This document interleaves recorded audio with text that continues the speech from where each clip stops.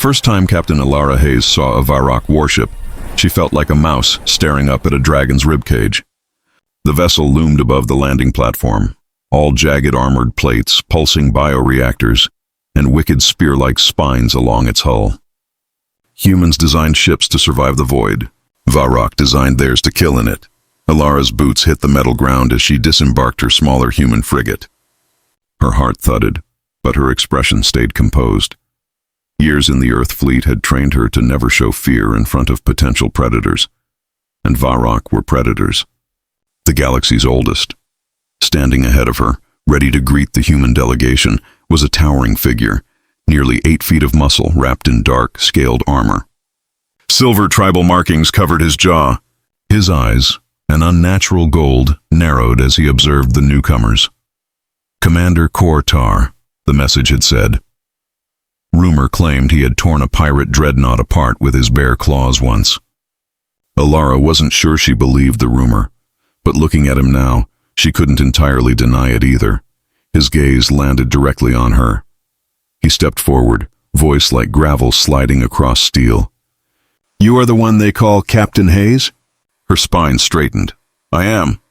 On behalf of the Solar Accord, we request audience with the Apex Council regarding alliance negotiations." He sniffed the air, an unsettling move. "You smell soft." Elara's brows knit. "Is that an insult?" "Observation," he corrected, not bothering to soften. "Humans lack claws. Your skin tears easily. You bleed too fast. You are prey species." Elara didn't flinch. "Yet somehow we're still here standing in front of you, not extinct." A low rumble escaped his chest. It took her a moment to realize it wasn't anger, but a Varrock laugh. "Good," Kor-Tar said. "Prey with sharp tongues. The council enjoys sport." He turned away with a dismissive flick of his tail. Elara's fist tightened. Her team shifted nervously behind her. She exhaled slowly. "Don't take the bait." She wasn't here to submit or to bark back. She was here to forge a future. As they walked toward the fortress-like warship, Kor-Tar spoke again, tone unreadable. "You seem calm. Most off-worlders tremble before the Dominion." Elara kept her posture controlled. "I've faced worse." He glanced back, eyes narrowing thoughtfully. "We shall see." Inside the warship, the air carried the metallic scent of sharpened weapons and energy coils. Every Varrock warrior that passed stared with predatory curiosity at Elara and her team. Some sneered openly. "Why do they glare like that?" whispered Latin Myra, her second in command. Elara answered quietly, "Because they don't see diplomacy. They see weakness." Kor-Tar's ear crests twitched. He heard that. He stopped abruptly. "Show them your hands," he commanded Elara. She was confused. "Excuse me. Varrock judge by scars," he explained. "Your clothes hide your skin. They assume you have not fought, not bled." She hesitated, then slowly removed her gloves. Her right palm, clean, aside from faint marks. But her left forearm. There it was. A long, jagged white scar, thick and twisted, ancient. Kor-Tar's pupils widened instantly. His breath hitched, the first true break in his stoic composure. "That scar," he whispered. "That pattern?" Warriors around them froze, eyes drilling into the mark. Elara felt exposed. "It's from my childhood. A creature attacked." "That," Kor-Tar growled, stepping closer, "is the mark of the first predator trial. A Varrock rite so old even we stopped practicing it 1,000 cycles ago." Elara blinked. "That's impossible." He circled her slowly, reverent, almost afraid. "No off-worlder should have survived such a beast." His voice deepened. "No off-worlder should even know they existed." Her pulse spiked, memories of screaming, claws ripping into her young arm, her mother dragging her away into a storm, the thing that stalked them. But Elara shoved those images back down. "It doesn't matter. I'm human. It's just a scar. Scars are history," Kor-Tar replied sharply. "Scars are truth." His eyes locked with hers, fiery curiosity burning now. "Who saved you?" "My mother," Elara answered quietly. "She died doing it." His jaw tightened. She saw something flicker there. Respect? Pain? Recognition? For a moment, they were not captain and commander, not soft prey and apex predator, just two warriors who understood loss. But then a younger Varrock warrior, eager, foolish, barked from behind them. A human with an honor mark? Lies. She forged it for pity. Kortar moved faster than a breath. His clawed hand snapped around the warrior's throat, lifting him off the ground. You dare question the trials? He snarled. The warrior choked, tail coiling. I only meant... Kortar slammed him into a bulkhead hard enough to dent metal. Question me again, and you will join the beasts our ancestors buried. He dropped the sputtering Varrock with disgust. Elara stared, stunned. He had defended. Her Kortar faced her once more. This changes everything, he said. How? She asked. The council will not mock you now. They will fear you. They will test you, Elara straightened. Good. That rumbling laugh again, lower this time like approval. You are sharp prey, he said. Perhaps sharper than many hunters. The warship finally docked at Kraith Prime, the Dominion's heart world. The Apex Council Citadel was a monstrous construction carved into a mountain of obsidian stone. Red banners depicting skulls and talons fluttered in hot wind. As Elara approached the throne hall, Kortar leaned close, voice a low warning only she could hear. Do not bow. Bowing signals prey submission. What does respect look like here? She whispered back. Survival, he replied. Then he stepped away. Professional mask restored. The hall doors thundered open. 7 ancient Varrock counselors stared from bone-carved thrones. Their armor bore relics from conquests older than human civilization. One leaned forward, voice dripping contempt. You are the human with the trial scar. Elara met his gaze without fear. I am. You should not exist. Another hissed. A soft-skinned creature surviving what only our strongest once endured. Elara shut them up with a calm statement. Maybe your ancestors underestimated humans. The hall roared. Anger. Surprise. Adrenaline. The boldest counselor, scarred, blind in one eye, slammed his spear. If you carry the mark of the Predator trial, you must face its second right. Kortar growled under his breath.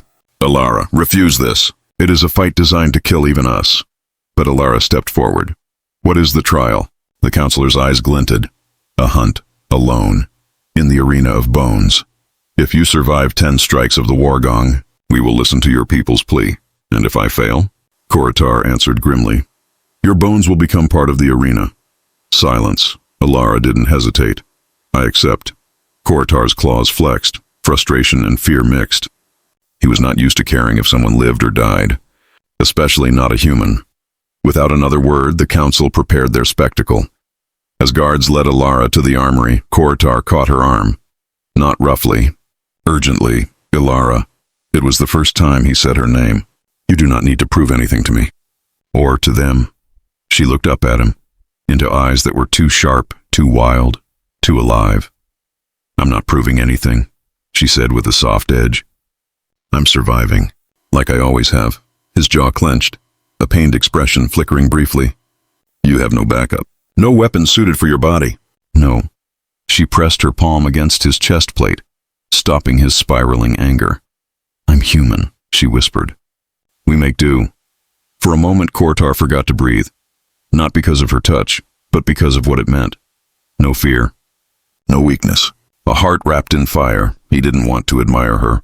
Didn't want to feel this pull toward someone so breakable, but he did. Fight without honor if needed, he forced out. Run, bite, claw, win. Elara smirked faintly. That almost sounds like concern. Kortar looked away, crest flaring to hide emotion. Not disappoint me, he muttered, but she heard the truth beneath. Please don't die. The arena of bones was a nightmare sculpted into existence. Bleached rib cages of ancient titans formed the walls. Fanged skulls jutted from the sands. Above, thousands of Varrock filled the stands, chanting for blood. Elara stood alone in the center, armed only with a jagged short blade, too heavy for her grip. Across the arena, a steel gate rattled open.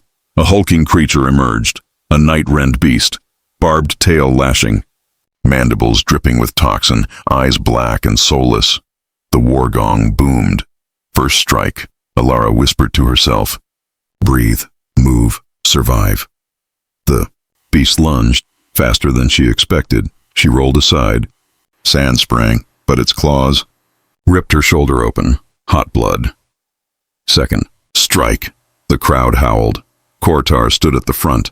Stands, hands gripping the railing tight enough to bend metal. Elara stumbled, then forced herself to stand. Pain sharpened her focus. She scanned the bones, looked beyond the monster, found paths, angles, weakness.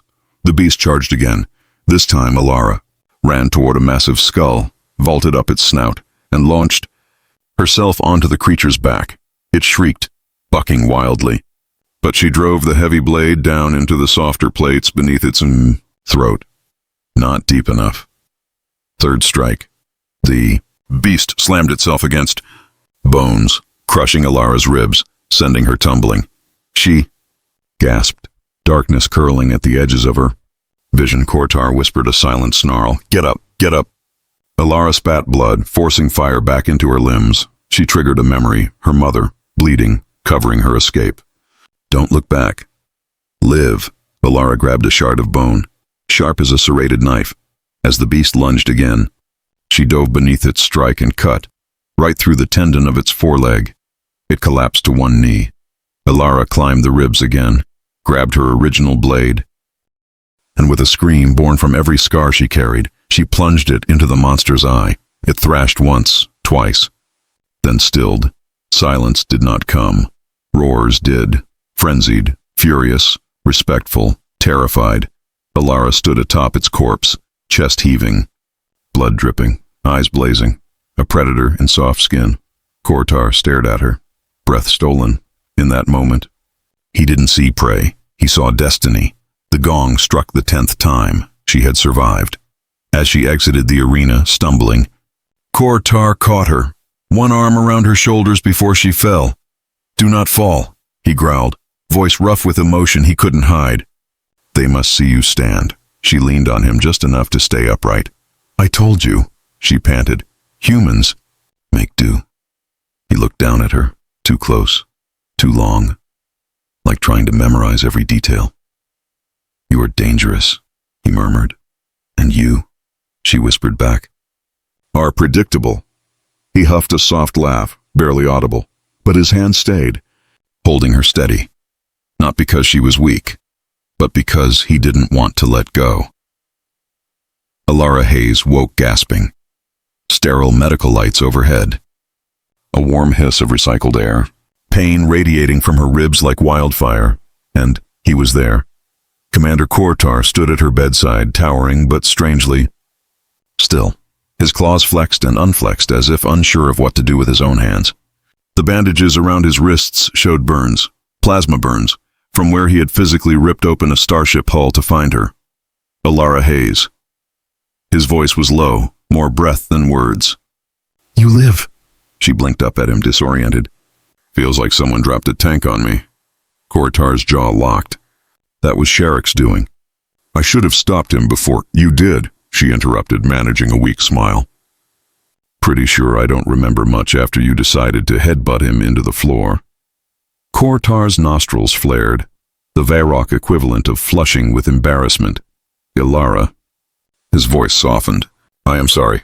I should have protected you sooner. You did protect me, she insisted. Sharper this time. You risked your life. The Varrock warrior stepped closer.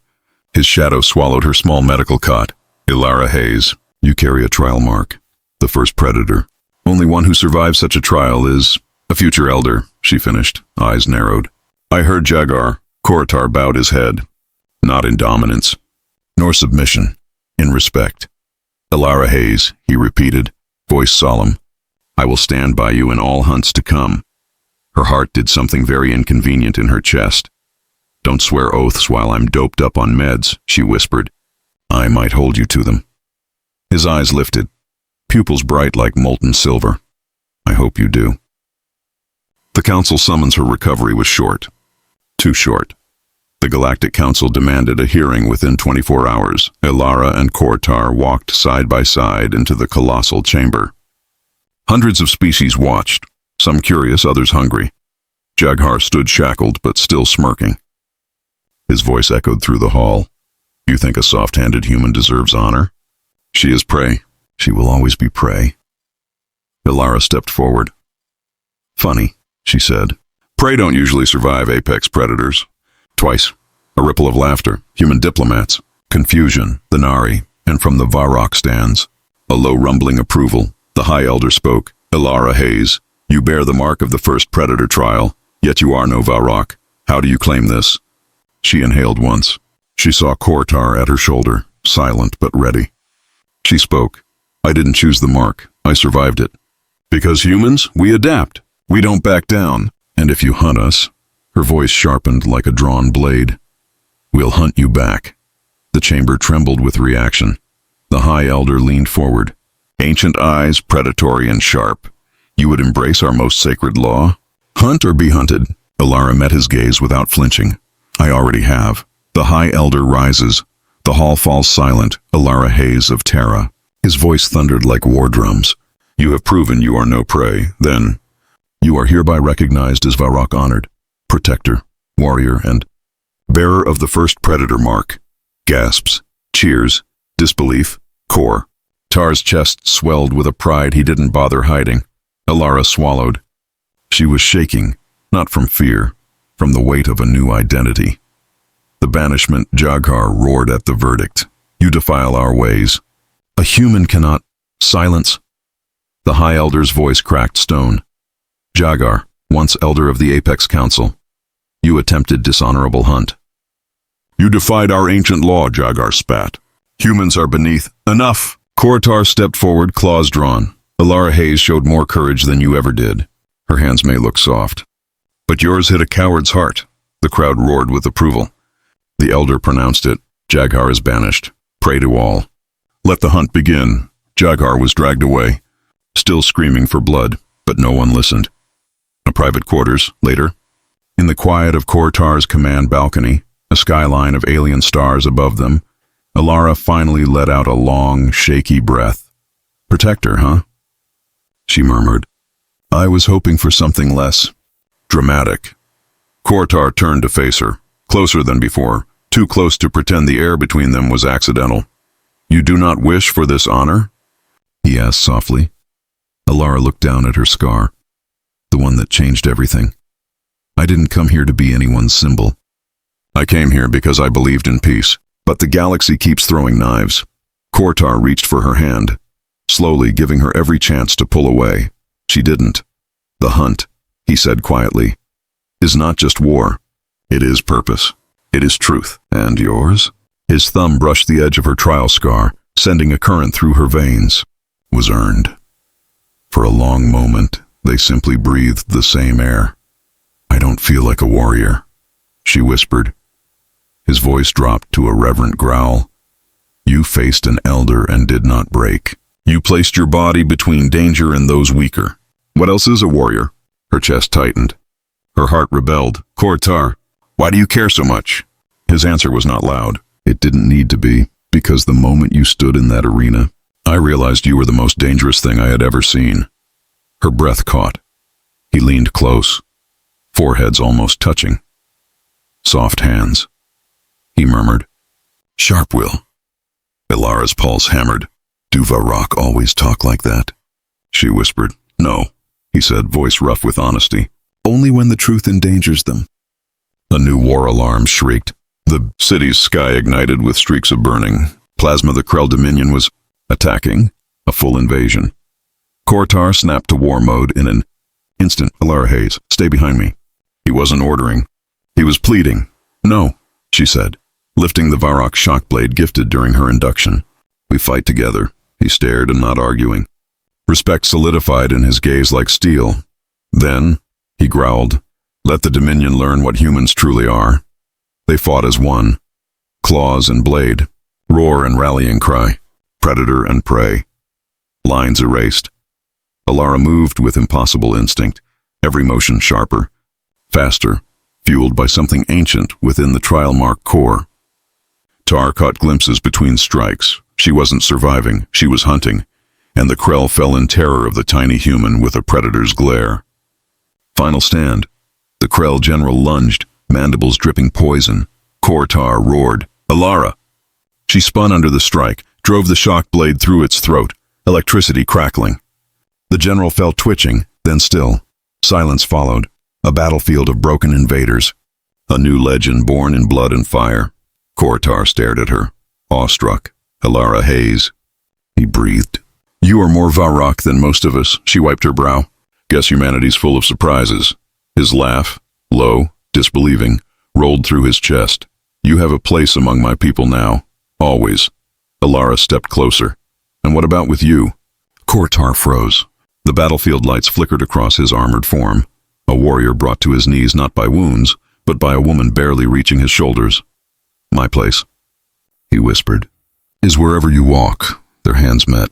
No hesitation now, soft skin, calloused palm, two predators choosing each other. Ending. The first human apex later, as the smoke cleared and celebrations erupted across the Varrock capital.